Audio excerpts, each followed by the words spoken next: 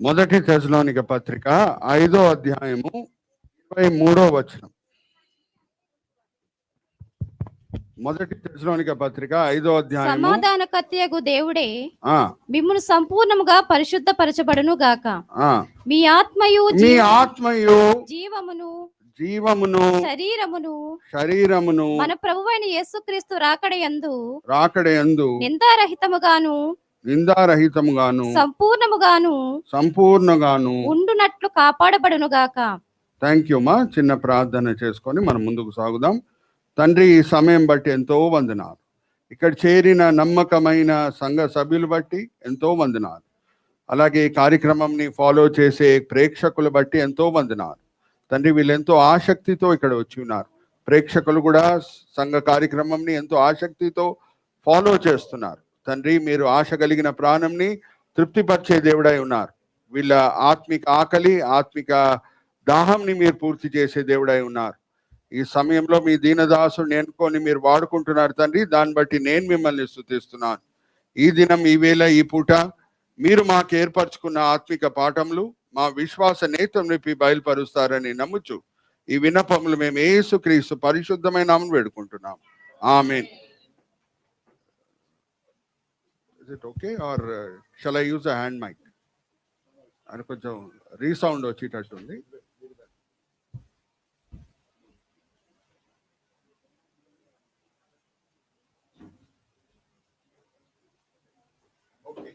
అయితే ఎప్పుడు నేను మీతో పంచుకుండే ఒక సత్యం మరి పంచుకొని ముందుకు సాగాలని కోరుకుంటున్నాను. దేవుడు మనకు అప్పజెప్పిన అన్నిటికంట ప్రాముఖ్యమైన పరిచర్య ఏంటంటే ఆయనను ఆరాధించే పరిచర్య. ఆయనను ఆరాధించే విషయంలో జ్ఞాపకం పెట్టుకోండి, ఆయన మన జీవితంలో కుమరించిన దీవెనలు బట్టి ఆయనను ఆరాధించడం మంచిదే. కానీ అన్నిటికంట శ్రేష్టమైన ఆరాధన ఏమై ఉన్నది అంటే ఆయన ఏమై ఉన్నాడో దాన్ని బట్టి ఆయనను ఆరాధించడం మనము నేర్చుకోవాలి. ఆయన మంచి దేవుడై ఉన్నాడు.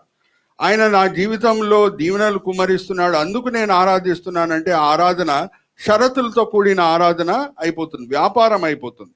కానీ నా దేవుడు మంచివాడు కాబట్టి ఆయన నా జీవితంలో దీవెనలు కుమరిస్తున్నాడు. మన దేవుడు ఏమై ఉన్నాడో దాన్ని బట్టి ఆయనను ఆరాధించడం మనము నేర్చుకోవాలి. మన దేవుడు మంచివాడు అనే మాట మనం ఎప్పుడూ మర్చిపోకూడదు.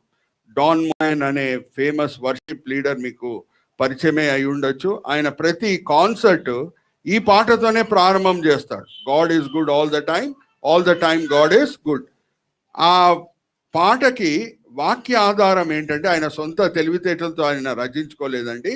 ఒకసారి మనం చదువుదాం. నిర్గమకాండం 33వ అధ్యాయము 18-19 వచనాలు మనం గమనిస్తే అక్కడ ఏమని రాయబడి ఉన్నది? మోషే దేవుని మధ్యన జరిగే సంభాషణ అక్కడ మనం చదువుకోవచ్చు. అతడు దయచేసి నీ మహిమను నాకు చూపుమనగా, మోషే దేవుని మహిమను చూడాలని కోరుకుంటున్నాడు. ఆయన నా మంచితనం అంతయు నీ ఎదుట కనపరిచేదను. Thank you Shiva. నా మంచితనం అంతా కూడా నీ ఎదుట నేను బయలుపరుస్తాను అని దేవుడు అంటున్నారు. చూడండి, మన దేవుడు అంత బలవంతుడు ఎవడు లేడు, ఆయనంత జ్ఞాని ఎవరు లేరు, ఆయనంత ఐశ్వర్యవంతుడు ఎవడు లేడు. నేను కొన్ని రైమింగ్ వర్డ్స్ వాడుతున్నాను, జాగ్రత్తగా వినండి. ఎక్కడ బలం ఉంటుందో, ఎక్కడ ఐశ్వర్యం ఉంటుందో, ఎక్కడ జ్ఞానం ఉంటుందో బహుశా గర్వం రావడానికి ఆస్కారం ఉంది. కానీ మన దేవుళ్ళు ఉన్న సాత్వికము వేరెక్కడా కూడా కనిపించదు. హల్లెలూయా, ప్రైజ్ ది లార్డ్. ఆయన శిశుల పాదంని కడుగుటకు సిద్ధంగా ఉండే ప్రభు అయి ఉన్నాడు. సృష్టికర్త అయిన ప్రభు శిశుల పాదంని కూడా కడుగుటకు ఆయన సిద్ధంగా ఉన్నాడు.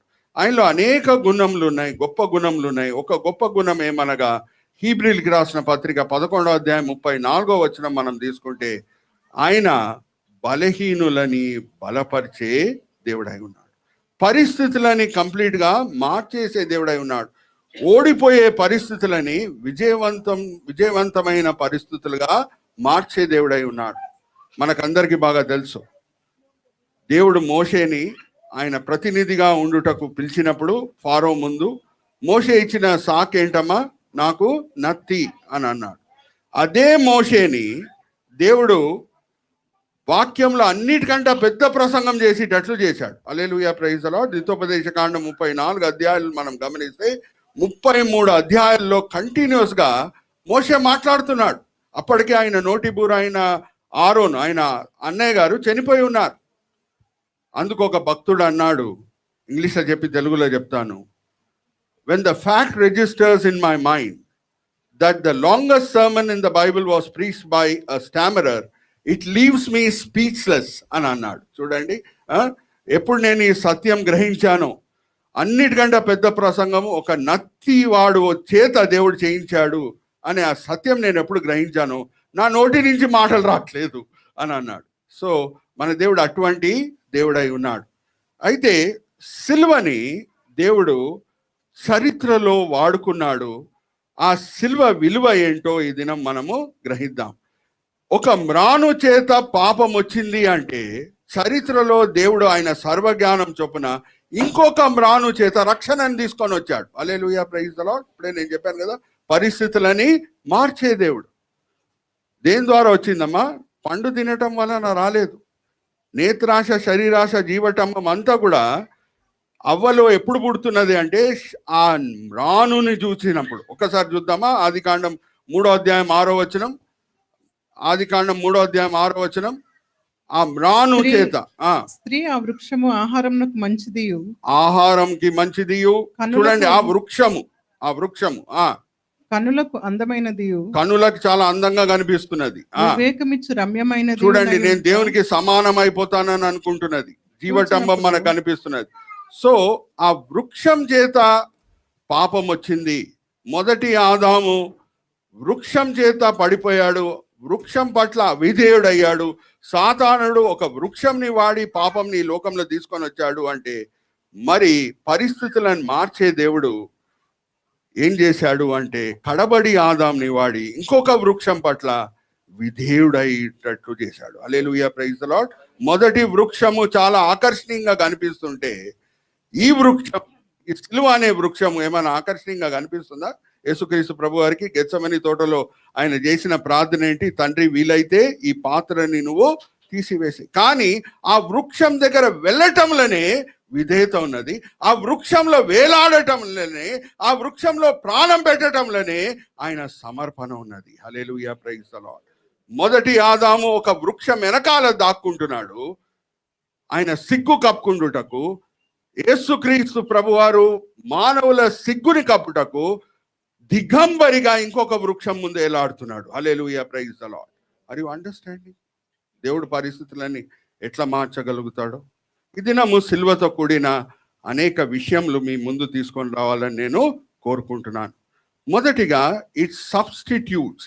నేను ఎస్లు వాడతాను, చివరిలో నేను మిమ్మల్ని అడుగుతాను నేను వాడిన ఎస్ఎస్ ఏంటో అనేది, సబ్ హెడింగ్స్ ఏంటో మీరు నాకు చెప్పగలగాలి. మొదటిగా సబ్స్టిట్యూట్స్. జాగ్రత్తగా వినండి.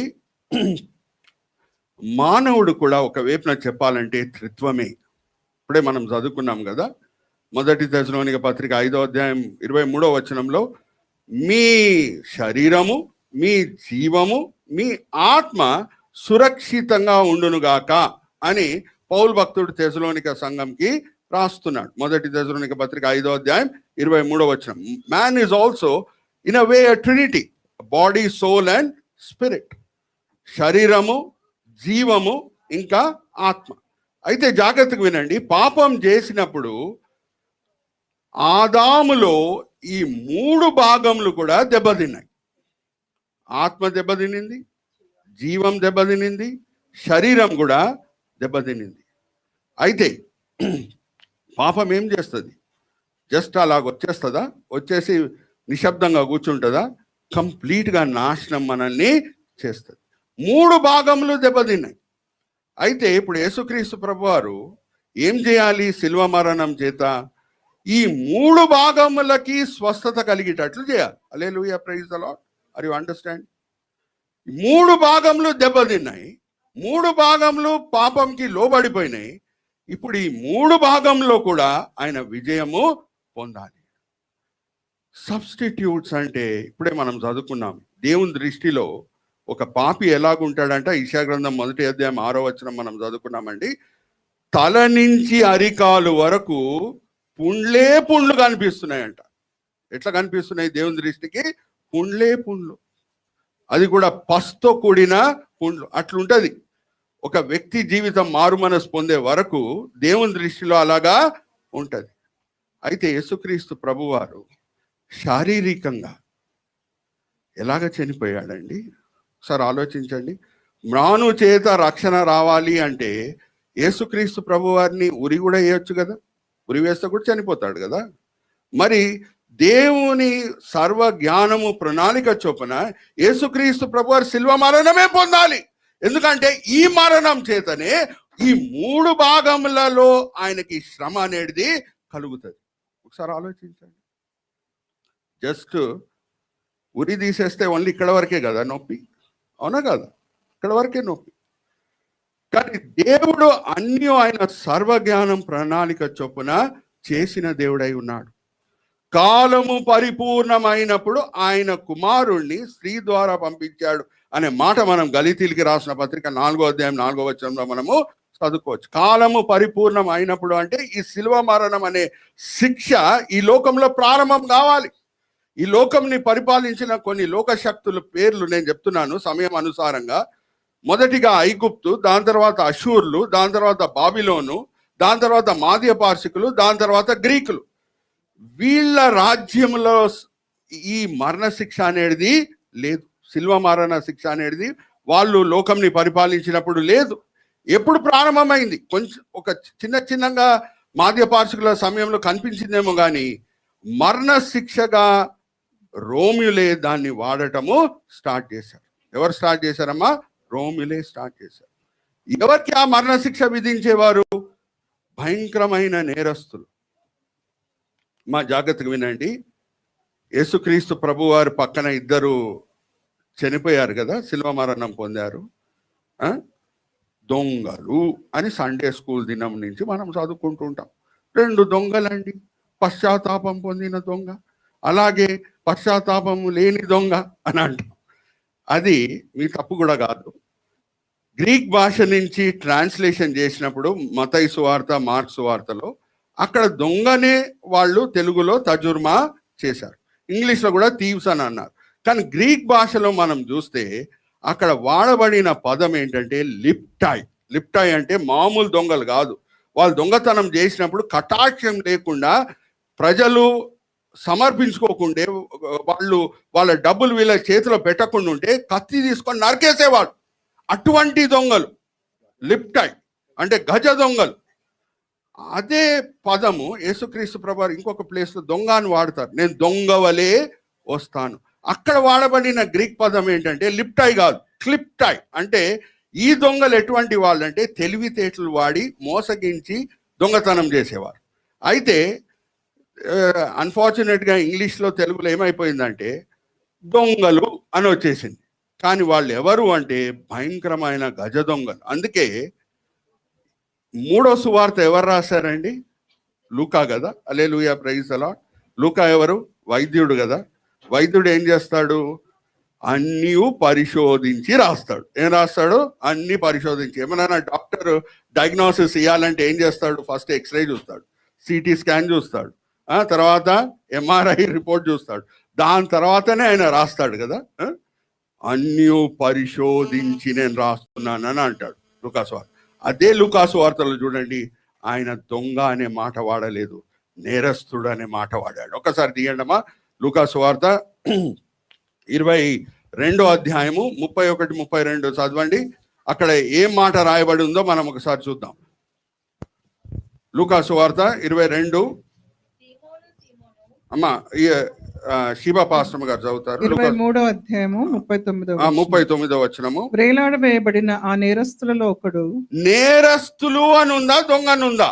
నేరస్తులు. అక్కడ లూకాస్ సువార్తలో వాడబడిన గ్రీక్ పదం ఏంటంటే కాకుర్నాస్. కాకుర్నాస్ అంటే నేరస్తులు, భయంకరమైన నేరస్తులు. అయితే ఈ రోమిలు లోకంని పరిపాలించే సమయంలోనే ఈ భయంకరమైన మరణ శిక్ష విధించటం వాళ్ళు ప్రారంభము చేశారు. అయితే ఈ మరణ శిక్ష చేత ఒక వ్యక్తి మ్యాక్సిమంగా అవమానపరచబడాలి, మ్యాక్సిమంగా శారీరకంగా బాధపడాలి. దాన్ని బట్టి వేరోళ్ళకి రోమా రాజ్యంకి విరోధంగా తిరుగుబాటు చేయడానికన్నా, సమాజంలో భయంకరమైన నేరములు చేయకుండా ఉండాలని, వాళ్ళలో ఒక భయం పుట్టించాలని ఈ ఈ శిల్వ మరణంని వాళ్ళు స్టార్ట్ చేశారు. అక్కడ మనం గమనిస్తే ఎంత శరీరంతో కూడిన నొప్పి ఉంటుందంటే వర్ణించలేం. ఎక్కడి నుంచి ఎక్కడమ్మా యేసుక్రీస్తు ప్రభు వారు బాధపడుతున్నారు? నరినెత్తి నుంచి అరికాలు వరకు. ఎందుకంటే మన పాపంలు ఎలాగున్నాయి? నరినెత్తి నుంచి అరికాలు వరకు ఉన్నాయి. కాబట్టి ఆయన శ్రమలు కూడా నరినెత్తి నుంచి అరికాలు వరకు. తల మీద ఏముంది? ముళ్ళ కిరీటం. చేతుల్లో ఏముంది? మేకులు. కాళ్ళలో ఏముంది? మేకులు. ఇంకా ఈపు మీద ఏమున్నది? కొరడా దెబ్బలు. అమ్మా జాగ్రత్తగా వినండి. ఈ శిలువ మరణం అనే విషయం బట్టి చరిత్ర చదివితే మనకి ఇంకా కొంచెం ఆ విషయం ఇంకా కొంచెం తేటగా అర్థమవుతుంది. కొరడా దెబ్బలు కొట్టిన తర్వాత యేసుక్రీస్తు ప్రభువాన్ని పొంతి పిలాతు ఏం చేస్తున్నాడంటే శిలువ వేయుటకు అప్పచెప్తున్నాడు. జాగ్రత్తగా వినండి, ఇది చాలా ముఖ్యమైన మాట. ఆ కొరడా దెబ్బలు అంటే యూదుల ధర్మశాస్త్రం ప్రకారంగా ద్వితోపదేశ కాండం 25వ అధ్యాయము మొదటి 3 వచనాల్లో ఎవరన్నా నేరం చేస్తే 39 కొరడా దెబ్బలు కొట్టాలి అనే కొరడా దెబ్బలు కాదు. ఇది అర్థం చేసుకోండి. ఇది రోమిలో విధించిన శిక్ష. ఒక్కసారి దిగండి. మత్తయి సువార్త 26వ అధ్యాయం 27వ వచనం. 26వ అధ్యాయం 27వ వచనం ఒక్కసారి చదవండి అమ్మా. మత్తయి సువార్త 26. అలాగే ఒకరు మార్క్ సువార్త 15:15తో సిద్ధంగా ఉండండి. ఇది ఆ 39 కొరడా దెబ్బలు కాదు. మరియు ఆయన గిన్నె పట్టుకుని కృతజ్ఞతాస్తుతులు చెల్లించి 26 మత్తయి సువార్త 27వ అధ్యాయము 27వ అధ్యాయం 26వ వచనం ఒకసారి చదువు శివ. మత్తయి సువార్త 27వ అధ్యాయం 26వ వచనం. అతడు వారి కోరినట్టు బరబ్బను వారికి విడుదల చేసి యేసుని కొరడాలతో కొట్టించి సిలువ వేయని అప్పగించెను. సిలువ వేయండి అని అప్పచెప్పాను. ఏం చేశాను? ఫస్ట్ కొరడాలతో కొట్టించి తర్వాత సిలువ వేయండి అని అప్పచెప్పాను. ఒకసారి మార్క్స్ సువార్త కూడా చదవండి 15:15. పిలాతు జన సమూహమును సంతోష పెట్టుటకు, పిలాతులో ఆ సమాజంని సంతోషపరచుటకు మనస్సు గలవాడై వారికి బరబ్బను విడుదల చేసి యేసును కొరడాలతో కొట్టించి సిలువను అప్పగించాడు. కొరడాలతో కొట్టించి సిలువకి అప్పచెప్పాడు. చూడండి, అది రోమిల పద్ధతి ఏంటంటే సిలువ వేసే ముందు ఎవరు సిలువ వేయబడతాడో ఆయన ఇంకా ఎక్కువగా అవమానపరచబడాలి. ఆయన సిలువను మోసుకొని వెళ్ళాలి. ఆ సిలువని మోసుకొని వెళ్ళే ఆ ప్రయాణం కూడా, ఆ అనుభవం కూడా భయంకరమైన నొప్పితో కూడి ఉండాలి అని ఆయన వీపు మీద కొరడా దెబ్బలు కొట్టేవాళ్ళు. ఎందుకంటే సిలువ మోయటం చాలా కష్టం అయిపోతుంది. అర్థమవుతుందా? It is not that 39 lashes of the Jews. Go in to the history. చరిత్ర చదవండి సిలువ గురించి. అయితే ఎప్పటి వరకు వాళ్ళు కొరడా దెబ్బలు కొట్టేవాళ్ళు అంటే చరిత్ర ప్రకారంగా, రోమా సామ్రాజ్యం చట్టం ప్రకారంగా ఒక వ్యక్తికి ఇంకా కొంచెమే శక్తి ఉండాలి సిలువ మోయుటకు కొంచెమన్న శక్తి ఉండాలి. అంతవరకు అక్కడ పక్కన నించొని శతాధిపతి ఆయన పర్సనల్ అసెస్మెంట్ అనమాట. ఆయన వ్యక్తిగతంగా నిర్ణయించుకుంటాడు. ఇప్పుడు మోయగలుగుతాడా సిలువ? ఇంకా మోయగలుగుతాడా? సరే కొడదాం, ఇంకొక దెబ్బ కొడదాం. దీనికంటే ఎక్కువ కొడితే సిలువ కూడా మోయలేడు, ఆపేద్దాం. 39 కాదు. బైబిల్ పండితులు అంటారు దగ్గర 100 సార్లు కొరడా దెబ్బలు కొట్టారు యేసుక్రీస్తు ప్రభు వారికి. ఎంతమా? 39 కాదు, 100. దగ్గర 100. సో ఆ ఈపు నొప్పితో యేసుక్రీస్తు ప్రభు వారు సిలువ మోసుకొని వెళ్తున్నారు. ఇంకా అదే కాదు, సిలువ మీద వేలాడే సమయంలో ఏ సిలువ వేయబడిన వ్యక్తి అన్నా ఆయన వీపు అదే సిలువకి రాసుకొని ఇంకా నొప్పి కలిగిస్తారు. Are you understanding what all Jesus had to endure? మా ఈ లెంటన్ సీజన్లో మనము ఎందుకు యేసుక్రీస్తు ప్రభు వారి శ్రమల గురించి ధ్యానిస్తాం? ఆయన ఎంతగా మన కొరకు శ్రమలు పడాడు అనే సత్యం మనం గ్రహిస్తే, ఆయన మనల్ని ఎంతగా ప్రేమిస్తున్నాడు అనే సత్యం మనము అర్థం చేసుకొని మన హృదయంలో ఆయన పట్ల రుణం పుట్టించుకుంటాం. హల్లెలూయా, ప్రైజ్ ద లార్డ్. ఎక్కడ రుణం ఎక్కువగా ఉంటుందో అక్కడ ప్రేమ కూడా ఎక్కువగా ఉంటుంది. Are you understanding? సో శారీరక నొప్పి. రెండోది ఏం చెప్పాను? జీవము అంటే ఇంగ్లీష్లో సోల్ అని ఉంటుంది. ఇంగ్లీష్లో సోల్కి ఒక బ్యూటిఫుల్ డెఫినేషన్ ఏంటంటే seat of all emotions. Seat of all emotion అంటే మానసిక విషయాలన్నీ కూడా సోల్లో కవర్ అయిపోతుంది. మానసిక విషయాలన్నీ కూడా ఆ జీవం అనే మాట కింద వచ్చేస్తుంది. యేసుక్రీస్తు ప్రభువారిని వాళ్ళు దిగంబరిగా సిలువ వేశారు. Again don't go by some of the pictures. కొన్ని పిక్చర్స్లో నడుము చుట్టూ ఏముంది, బట్ట ఉన్నట్టు మనకు కనిపిస్తుంది. కానీ చరిత్ర మనం చదువుదాం. సిలువ వేసే సమయంలో నేను చెప్పాను కదా, రోమా సామ్రాజ్యం ఏం కోరుకుండేది, వీళ్ళ మరణంని చూసి వేరే ఎవరికి కూడా రోమా సామ్రాజ్యంకి విరోధంగా తిరుగుబాటు చేయడానికి ధైర్యము చాలకూడదు. అలాగే భయంకరమైన నేరస్తులకి భయంకరమైన నేరం చేయుటకు ధైర్యము చాలకూడదు. సింపుల్ ఎగ్జాంపుల్ నేను మీ ముందు తీసుకొని వస్తాను. మనం అప్పుడప్పుడు పిక్చర్స్ చూస్తుంటే గెత్సెమనీ తోటలో యేసుక్రీస్తు ప్రభువారు చాలా ప్రశాంతంగా మోకరించి ప్రార్థన చేసినట్టు మనకు పిక్చర్స్లో కనిపిస్తూ ఉంటుంది. అవునా? మనం క్రిస్టియన్ ఆర్ట్ గ్యాలరీలో పిక్చర్స్ చూస్తుంటే. కానీ యేసుక్రీస్తు ప్రభువారు అంత ప్రశాంతంగా మోకరించి ప్రార్థన చేశారండి లేఖనం ప్రకారంగా? అలాగే ఉందా లేఖనంలో? లేఖనం చూద్దాం, చరిత్ర చూద్దాం, సత్యం ఏంటో మనం అర్థం చేసుకుందాం. ఒకసారి తీయండమ్మా, మార్క్స్ వార్త 14వ అధ్యాయం 35వ వచనం. మార్క్స్ వార్త 14వ అధ్యాయం 35వ వచనం. కొంచెం దూరము సాగిపోయి నేల మీద పడి. అమ్మా, ఇక్కడైతే గెత్సెమనీ తోటలో ప్రార్థన యేసుక్రీస్తు ప్రభువారు చేస్తున్నారంటే అబ్బా చాలా ప్రశాంతంగా మోకరించి ప్రార్థన చేసినట్టు మనకు పిక్చర్స్ కనిపిస్తాయి. నేల మీద పడి.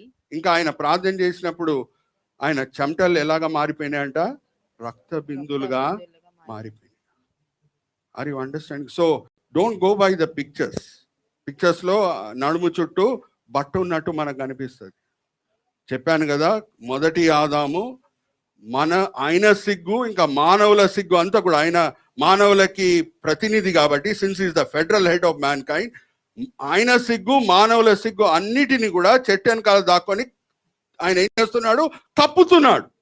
కానీ యేసుక్రీస్తు ప్రభువారు కడబడి ఆదాము తండ్రి పట్ల విధేయత చూపిస్తూ ఇంకొక మ్రాను ముందు దిగంబరిగా వేలాడుతున్నాడు మన సిగ్గును కప్పుటకు. Hallelujah, praise the Lord. Are you understanding? Body, soul, then will come to the spirit.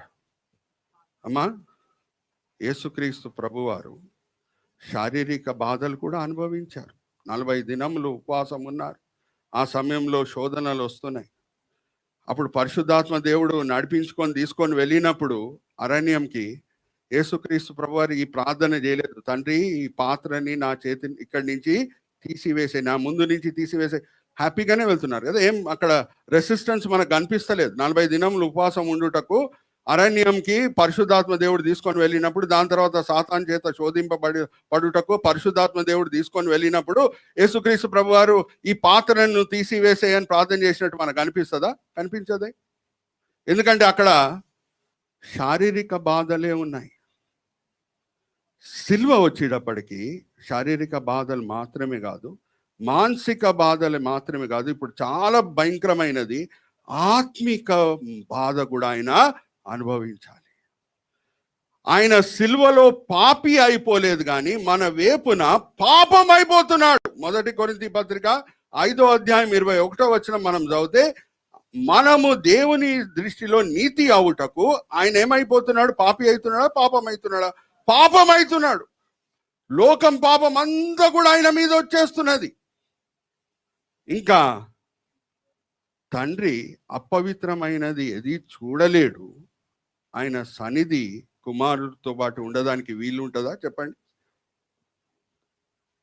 దేవుడు అపవిత్రమైన దాన్ని చూడలేడు అనే మాట ఎక్కడుంది ఒకసారి చూద్దామా? హబక్కూకు గ్రంథం 1వ అధ్యాయం 13వ వచనం చదవండమ్మా. హబక్కూకు గ్రంథం 1వ అధ్యాయం 13వ వచనం. నీ కనుదృష్టి దుష్టత్వము చూడలేనంత నిష్కలంకమైనది కదా. దాన్ని పాపం అది చూడలేదు. సో యేసుక్రీస్తు ప్రభువారు పాపమైపోతున్నారు అంటే జాగ్రత్తగా వినండి, దేవుని సన్నిధి ఆయనతో పాటు ఉంటుందా? అమ్మా, ఆదామా నువ్వు పండు తింటే చనిపోతావు అని చెప్పినప్పుడు ఆ హీబ్రీ పదం వాడబడింది ఏంటంటే మావెత్. మావెత్ అంటే ఎడబాటు. మావెత్ అంటే ఎడబాటు. శారీరక మరణం అంటే ఆత్మకి శరీరం మధ్యన ఎడబాటు. అది మొదటి మరణం. యేసుక్రీస్తు ప్రభువారు ప్రకటన గ్రంథం 2-3 అధ్యాయాల్లో రెండో సంఘంతో మాట్లాడినప్పుడు రెండో మరణం నుంచి మిమ్మల్ని కాపాడుతానని అంటాడు చూడండి. ఆ రెండో మరణం ఏంటంటే ఆత్మకి సృష్టికర్తకి మధ్యన సదాకాలం ఎడబాటు. అదే నరకం. అర్థమవుతుందా? శాశ్వతమైన ఎడబాటు. తండ్రి సన్నిధిని లక్షల సంవత్సరాలుగా యేసుక్రీస్తు ప్రభువారు అనుభవిస్తున్నారు, ఆ సన్నిధిలో ఆనందిస్తున్నారు. ఇప్పుడు శిలువ మీద ఏమైపోతున్నది? ఈయన పాపం అయిపోయేటప్పటికీ తండ్రి సన్నిధి ఉంటుందా? ఎడబాటు కలుగుతుంది కదా. చిన్న నరకం అనుభవించాల్సి వస్తున్నది. అందుకు ఆయన పలికిన 4వ మాట 22వ కీర్తన నేను చదివించాను ఈ దినము. దాంట్లో మొదటి వచనం ఏంటంటే, నా దేవా నా దేవా నా చెయ్యి ఎందుకు విడిచితి. అరే, 40 దినములు ఉపవాసం ఉండుటకు పరిశుద్ధాత్మ దేవుడు తీసుకొని వెళ్ళినప్పుడు తండ్రి ఈ పాత్రను నా ముందు నుంచి తీసివేసేయని అడగలేదు యేసుక్రీస్తు ప్రభువారు. ఇప్పుడు ఎందుకు అడుగుతున్నారు?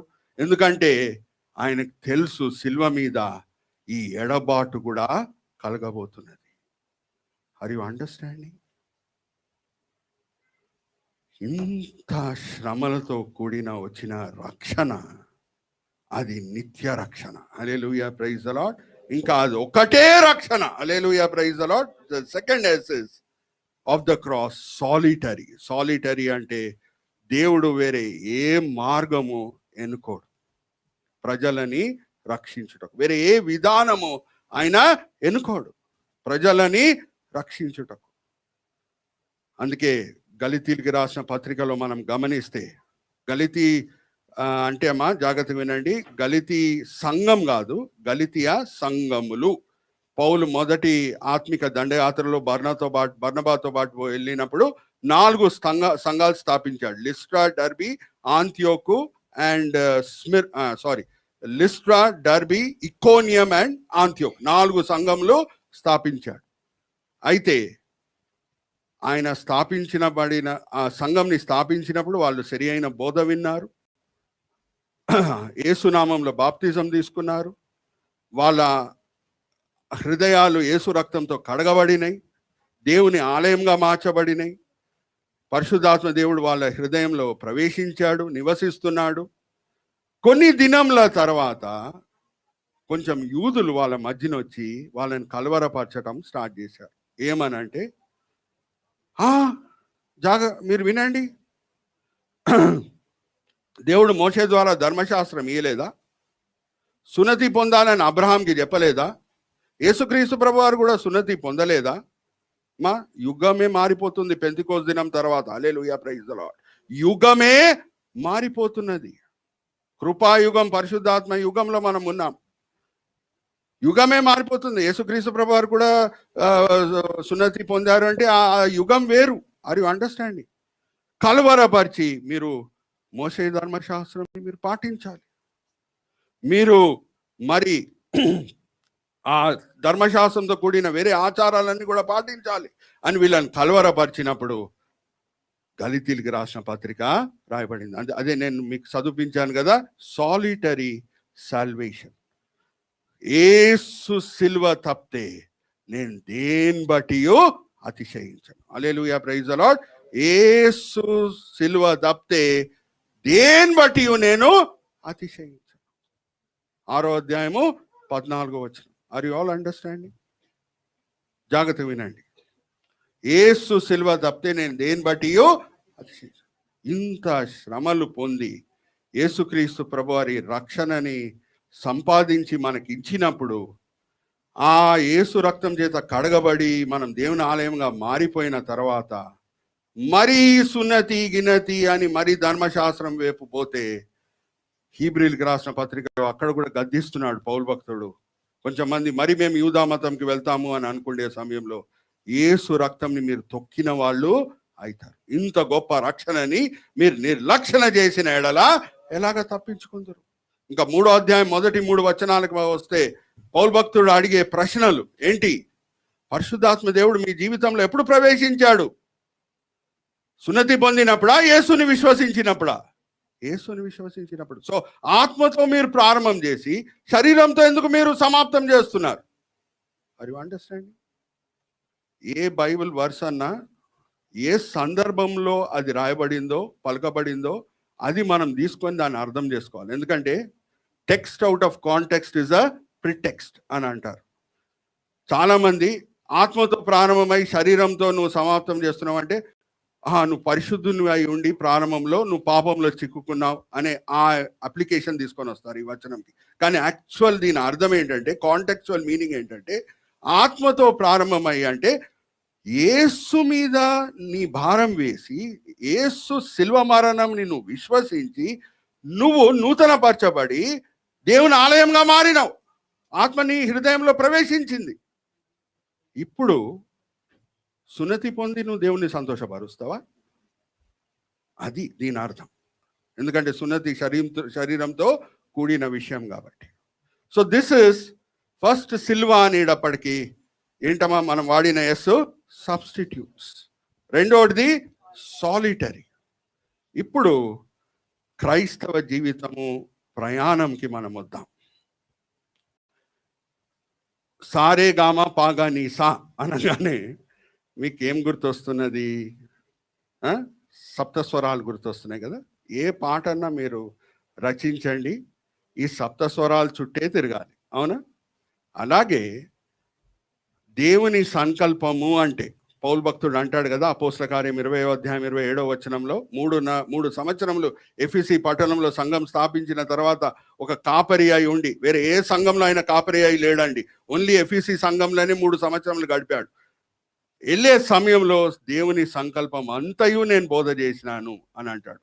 అంటే దేవుని సంకల్పము అంటే క్రిస్టియానిటీలో 3 సిద్ధాంతాలు. ఒకటి జస్టిఫికేషన్ అంటే మారు మనసు పొందుట.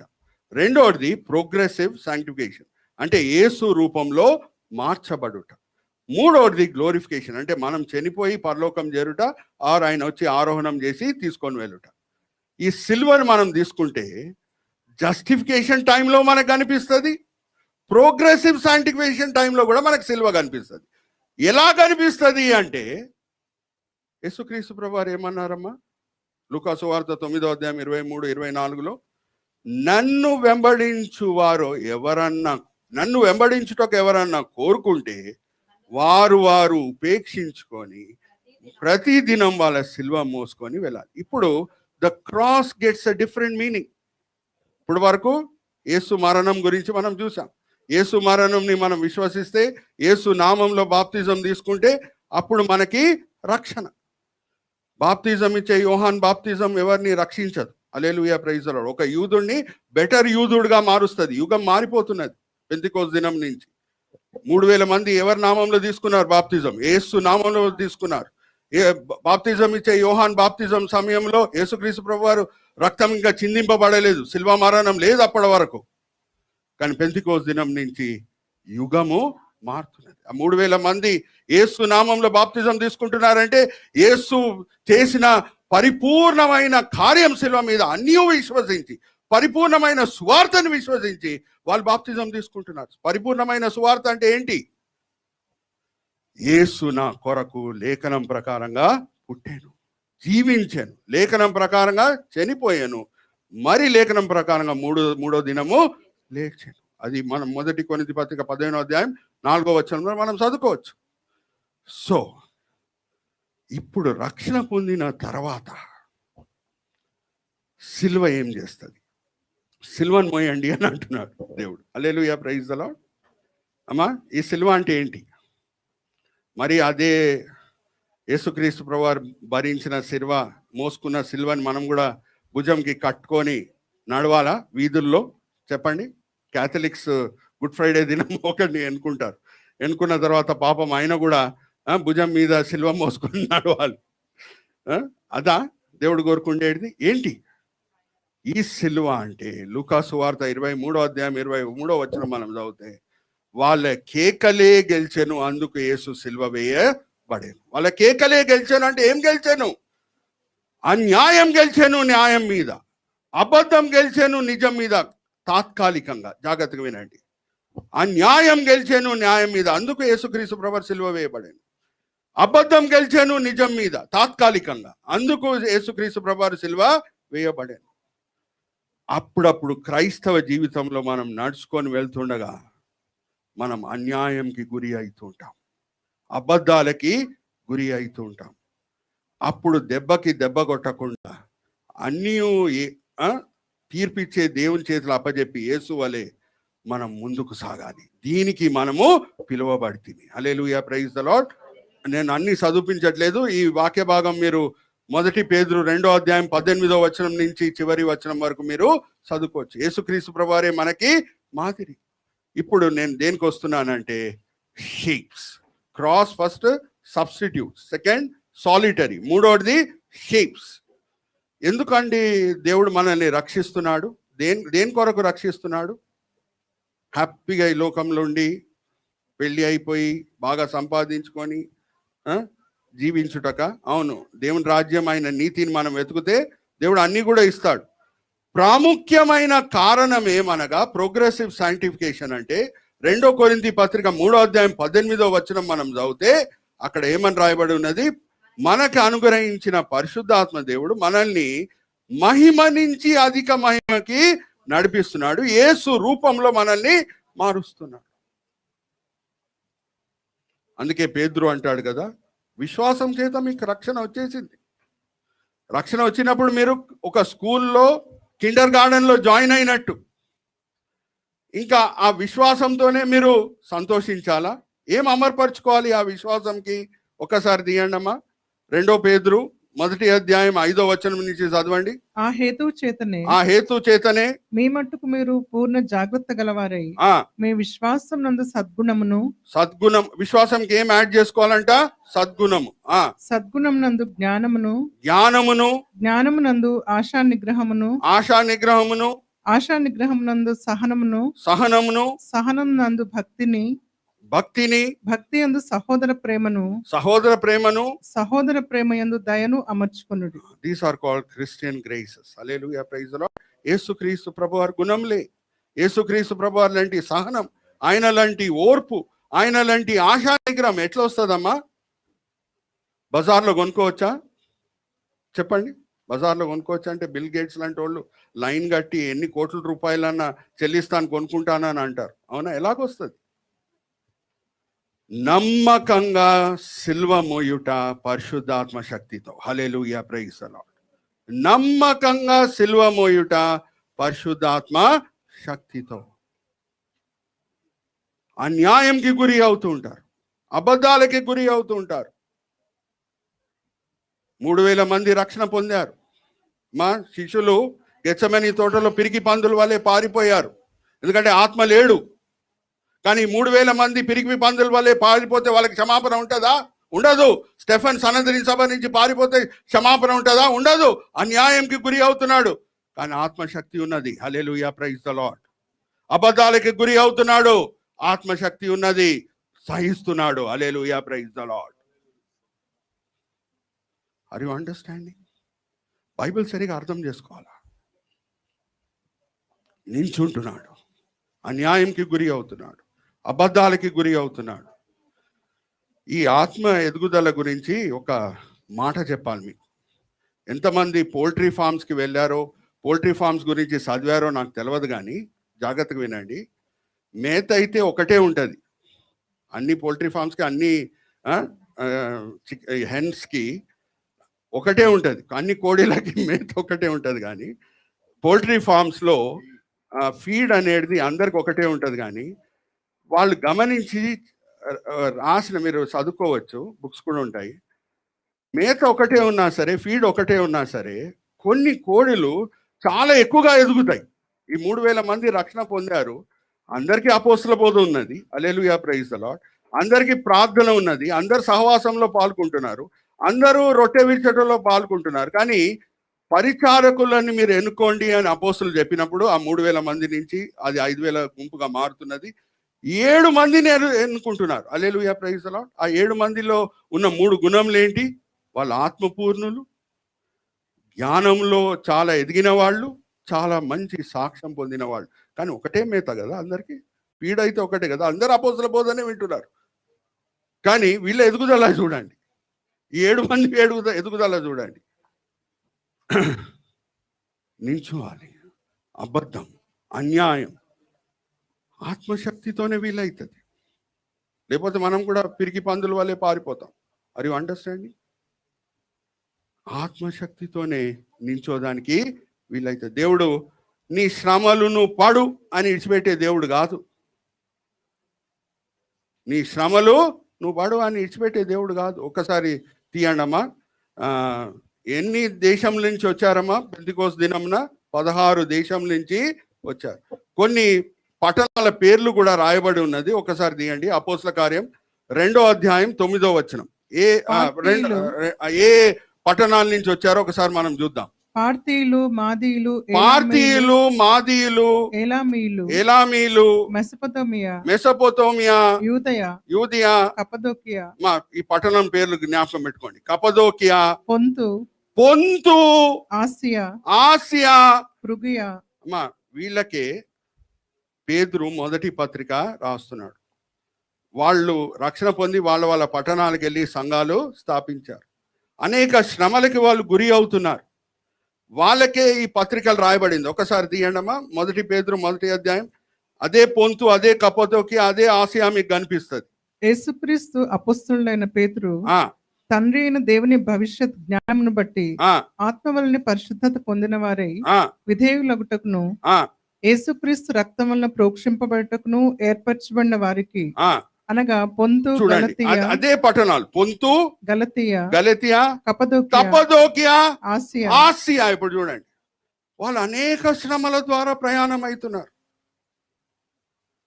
కానీ వర్ణించలేని ఆనందంతో వాళ్ళ హృదయంలో దేవుడు ఆత్మశక్తిని పెట్టి బలపరిచే దేవుడై ఉన్నాడు. Hallelujah, praise the lord. ఒకసారి చదువుదామా, అదే 1 పేతురు 1వ అధ్యాయం 7-8 వచనాలు చదవండమ్మా. అనేక శ్రమల ద్వారా వాళ్ళు ప్రయాణం అవుతున్నారు. ఇప్పుడు మేము మిమ్మల్ని అడిగే ప్రశ్న ఏంటంటే, వాళ్ళు ఏమన్నా సమాజంలో దొంగతనం చేశారా అడుగుతున్నా. దొంగతనం చేసి శ్రమలు పొందారమ్మా? వ్యభిచరించి చేశారా, శ్రమలు పొందారా? లేదే. హత్య చేసి శ్రమలు పొందారా? లేదే. యేసు నామం కొరకు నించుంటున్నారు కాబట్టి అన్యాయంకి గురి అవుతున్నారు, అబద్ధాలకి గురి అవుతున్నారు. చదవండి.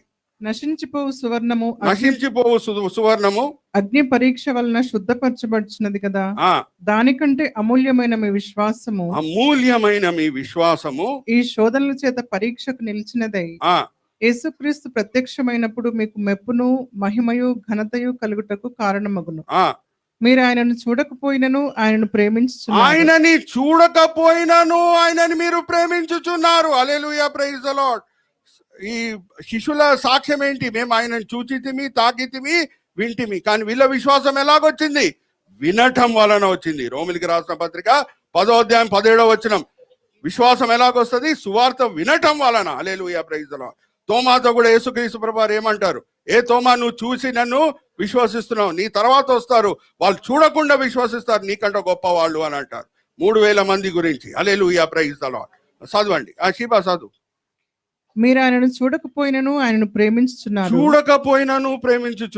ఇప్పుడు ఆయనను కనులారా చూడకే విశ్వసించుచు మీ విశ్వాసమునకు ఫలమును, అనగా ఆత్మరక్షణను పొందుచు చెప్పనశక్యమును మహిమాయుక్తమైన సంతోషం గలవారై ఆనందించుచున్నారు. హల్లెలూయా, ప్రైజ్ ది లార్డ్. వర్ణించలేని ఆనందము వాళ్ళ హృదయంలో పొర్లుతున్నది. ఆ ఆనందం ఎక్కడ వస్తుందమ్మా? ఆత్మ సన్నిధితోనే వస్తుంది. ఎక్కడ ఆత్మ సన్నిధి ఉంటుందో నీ సన్నిధిలో వర్ణించలేని ఆనందం అని కీర్తనకారుడు 16వ అధ్యాయం 11వ వచనంలో చెప్తాడు. నీ ఆనందమే నా శక్తి అని నెహెమ్యా గ్రంథం 8వ అధ్యాయం 10వ వచనంలో కూడా మనము చదువుకోవచ్చు. పాత నిబంధనంలో అభిషక్తులకే ఆ ధన్యత, కానీ కొత్త నిబంధనంలో ప్రతి క్రైస్తవుడు దేవుని ఆలయమై ఉన్నాడు. Hallelujah, praise the Lord. Are you all understanding? So క్రైస్తవ జీవితంలో యేసు రూపంలో మార్చబడటము అంటే దేవుడు వాడే 2 పీస్ ఏంటంటే, జాగ్రత్తగా వినండి, easy to remember. Pressure outside, pleasure inside. Hallelujah, praise the lord. Pressure outside, శ్రమలు వస్తూనే ఉంటాయి, అన్యాయంకి గురి అవుతూ ఉంటాం, అబద్ధాలకి గురి అవుతుంటాం, కానీ జీవజలము హృదయంలో పొర్లుతూనే ఉంటుంది. వర్ణించలేని ఆనందం. అమ్మ, ఏ పాస్టర్ గారు ఎక్స్రే మిషన్ తీసుకొని సిటీ స్కాన్ తీసుకొని మీ మనసులో ఆనందం ఉందా అని చూడలేరు. అది మీరు రుచి చూసే ఆనందం. Hallelujah, praise the Lord. మీరు మిమ్మల్ని పరీక్షించుకోవాలి. Hallelujah, praise the Lord. Are you all understanding? So what does cross do? First substitutes, second solitary, third shapes. Yesu రూపంలో మనల్ని మారుస్తుంది. ఇప్పుడు నేను మిమ్మల్ని ఒక ప్రశ్న అడగాలని కోరుకుంటున్నా. యథార్థంగా నేను ఒప్పుకుంటున్నాను, చిన్నప్పుడు ఇంజెక్షన్ ఇచ్చినప్పుడు నేను ఏడ్చాను. మీరు ఏడ్చారా? ఏడ్చారు. Very good. యథార్థంగా ఒప్పుకున్నారు. Very good, praise the lord. ఇప్పుడు మీరన్నా నేనన్నా ఏడుస్తామా? ఏడవం కదా. ఎందుకు? ఇంజెక్షన్ వలన వచ్చే మేలేంటో మనకి తెలిసింది కాబట్టి. ఎప్పుడు సిల్వ మీకు ఆత్మికంగా మేలుకరము అనే సత్యం మీరు ఎప్పుడు గ్రహిస్తారో ఆ సత్యం మిమ్మల్ని స్వతంత్రులుగా చేస్తుంది. హల్లెలూయా, ప్రైజ్ ద లార్డ్. ఏం చేస్తుంది? సత్యం ఏం చేస్తుంది? ఎప్పుడు మిమ్మల్ని స్వతంత్రులుగా చేస్తుంది. యోహాను సువార్త 8వ అధ్యాయం 31, 32 మనం చదివితే సత్యం చేసే దాంట్లో ఉన్న సత్యం చేసే అనేక పనులు ఒక పని ఏంటంటే మనల్ని స్వతంత్రం. ఎప్పుడు మనకు అది మేల్కరం అనేది అర్థం చేసుకుంటామో ఇంకా దేవునికి విరోధంగా తిరుగుబాటు చేయం. ఎందుకు ప్రభువా ఇది అనుమతించినావు అని ప్రశ్నలు అడగం. అందుకే పౌలు భక్తుడు ఏమంటాడమ్మా? శ్రమల యందు నేను అతిశయిస్తున్నాను, ఆనందిస్తున్నాను. ఎక్కడుంది అది? ఒకసారి తీయండి. యేసు రూపంలో నేను మార్చబడుతున్నాను ఈ శ్రమల చేత. 5వ అధ్యాయం రోమీయులకు రాసిన పత్రిక 3-4 వచనాలు చదువుదాం. అంతేకాదు శ్రమ ఓర్పును, ఓర్పు పరీక్షను, పరీక్ష నిరీక్షణను కలుగచేయనని ఎరిగి శ్రమల యందును అతిశయపడదము. హల్లెలూయా, ప్రైజ్ ది లార్డ్. అందుకు అతిశయిస్తున్నాడు. అరే, దీనివల్ల నాకు మేలు కలుగుతున్నది అనే సత్యం గ్రహించాడు కాబట్టి తిరుగుబాటు స్వభావం లేదు ఆయన హృదయంలో. Then we come to the fourth S, and that is signals. అమ్మా, జాగ్రత్తగా వినండి. క్రైస్తవ జీవితంలో కొన్ని ప్రాముఖ్యమైన కార్యములు ఉన్నాయి. మనం అందరం దాంట్లో పాల్గొవాలి. ప్రార్థన చేయుట, వాక్యము చదువుట, సంఘ సహవాసంలో పాల్గొండుట, అవకాశం దొరికినప్పుడంతా కూడా సాక్ష్యము పంచుకుండుట. ఈ 4 కూడా జాగ్రత్తగా వినండి. ఆచార రీతిగా ఏదో దీని వలన నాకు లాభం కలుగుతుందని కూడా ప్రజలు చేయొచ్చేమో కానీ ప్రేమించకుండా దేవుణ్ణి ఎవడు సిల్వ మోయలేడు. Hallelujah, praise the lord.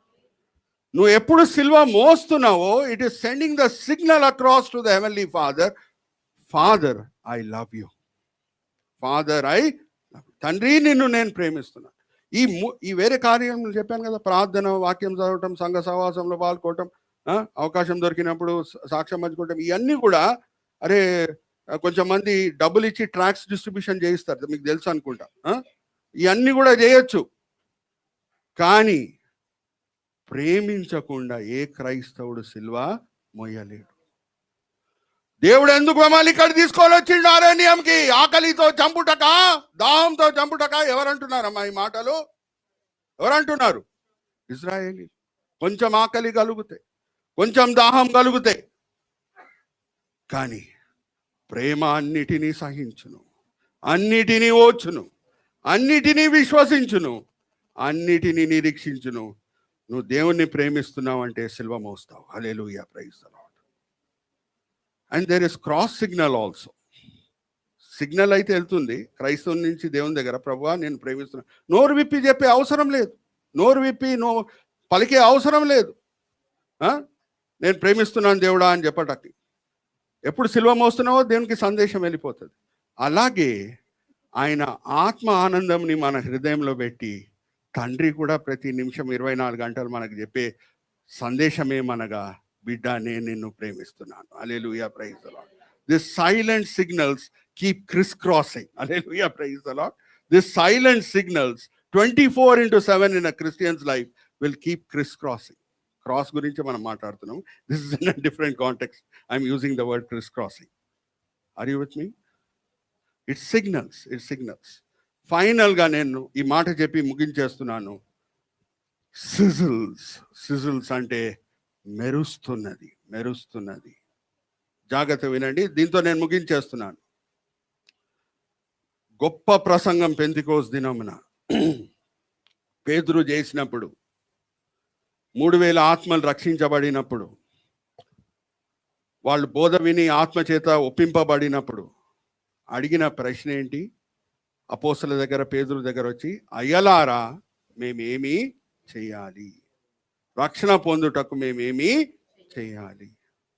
ఇప్పుడు నేను లేఖనంలో ఒక సందర్భం మీ ముందు తీసుకొని వస్తాను. మనం బోధ చేయాలి, ఆల్టర్ కాల్ కూడా ఇవ్వాలి, దానికి ఇచ్చే విలువ దానికి ఇవ్వాలి. కానీ ఇప్పుడు లేఖనంలో నేను ఒక సందర్భం మీ ముందు తీసుకొని వస్తున్నాను. అక్కడ ఎవరు ప్రసంగం చేయలేదు, hallelujah praise the lord. Altar call ఎవరు ఇవ్వలేదు, హల్లెలూయా ప్రైజ్ ది లార్డ్. సాక్ష్యం పంచుకోలేదు, హల్లెలూయా ప్రైజ్ ది లార్డ్. కానీ అన్యుని హృదయములో ఒప్పింపు కలిగినది, ఇద్దరు నమ్మకంగా సిలువ మోస్తున్నారు అని ఆయన వచ్చి ఇద్దరు కాల్ మీద పడి ఏం అడుగుతున్నాడో ఒకసారి మనం చూద్దాం. అపోస్తల కార్యం 16వ అధ్యాయం 25వ వచనం. అపోస్తల కార్యం 16వ అధ్యాయం 25వ వచనం. ఎవరు మొదట్లో తీస్తారో చదవండి అమ్మా. అయితే మధ్యరాత్రి వేళ పౌలును సీలయు దేవునికి, ఇప్పుడు వీళ్ళిద్దరు ఎవరో సస్పెన్స్ అవుట్ తెలిసిపోయిందా? ఎవరు వీళ్ళిద్దరు? పౌలు, శీల దేవునికి ప్రార్థించుతూ కీర్తనలు పాడుచుండిరి. కీర్తనలు ఏ సందర్భంలో పాడుతున్నారమ్మా? కొరడా దెబ్బలు అన్యాయంగా కొట్టిన సమయములో, అన్యాయంగా వీళ్ళేం ఆ సమాజంలో, ఫిలిపి పట్టణంలో సమాజంలో ఏం దొంగతనం చేయలేదు, ఎవరిని హత్య చేయలేదు, ఎవరిని మోసగించలేదు. కొరడా దెబ్బలు కొట్టి సంకిళ్లతో బంధించి, ఇంకా బైబిల్ పండిట్స్ ఏమంటారంటే వాళ్ళ నెక్స్ ని అయన్ కాలర్ లో పెట్టారంట. అంటే ఇటు అటు కూడా తిప్పడానికి నెక్ వీలు కాదు.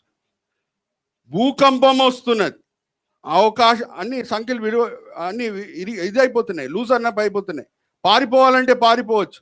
అప్పుడు ఏమవుతుందంటే ఏ జైలు అధికారి అన్నా సరిగా కాపాడకుండా ఉంటే, ఆర్ ఈ నేరస్తులని ఆయన జైల్లోనే ఉంచకుండా ఉంటే, వాళ్ళు పారిపోతే ఈ నేరస్తులకి ఏ శిక్ష విధించాలో రోమా సామ్రాజ్యం, ఆ శిక్ష ఆ జైలు అధికారి మీద విధిస్తారు. పౌలు, శీలకి భూకంపం వచ్చినప్పుడు పారిపోవడానికి అవకాశం కూడా దొరుకుతున్నది, కానీ పారిపోవటలేదు. ఇదంతా కూడా జైలు అధికారి గమనిస్తున్నాడు. ఆయన స్పందన చూద్దామా? వారు వెలుపలికి తీసుకుని వచ్చి, వారిని వెలుపలికి తీసుకుని వచ్చి, పౌలు, శీలని ఆ అధికారి వెలుపలకి తీసుకొని వచ్చి, అయ్యలారా రక్షణ పొందుటకు నేనేమి చేయవలెన నేను. హల్లెలూయా. అందరు గట్టిగా హల్లెలూయా చెప్పండి. ప్రసంగం ఉండిందా? అడుగుతున్నా మిమ్మల్ని. లేదు, ప్రసంగం లేదు, సాక్ష్యం పంచుకోవటం లేదు. భూకంపం వచ్చింది, పారిపోతలేరు వీళ్ళు. కానీ వీళ్ళు నమ్మకంగా సిలువ మోసారు కాబట్టి, ఆ యేసు ప్రేమని వాళ్ళు వెల్లడిపరుస్తున్నారు కాబట్టి, ఎంత ప్రేమిస్తున్నారు యేసుక్రీస్తు ప్రభువాని అని వాళ్ళ జీవిత నడక చేత చూపిస్తున్నారు కాబట్టి మనసు కదిలింపబడింది. Hallelujah praise the Lord. అమ్మా, తాజ్ మహల్ని ప్రపంచమంతా కూడా అనేక చోట్ల నుంచి వచ్చి చూసుటకు ఎంతో ఖర్చు పెడతారు తాజ్మహల్ చూసుటకు. అంతకీ తాజ్మహల్ లాంటి కట్టడాన్ని మనం కట్టుకోలేమా? ఏం ఆకర్షిస్తున్నది తాజ్మహల్లో? అటువంటి కట్టడ ఆధునిక సదుపాయాలతో కట్టుకోలేమా? కట్టుకోగలుగుతాం, కానీ ఏం ఆకర్షిస్తున్నది? ఆ సత్యము. భర్త భార్యని ఇంతగా ప్రేమించగలుగుతాడు.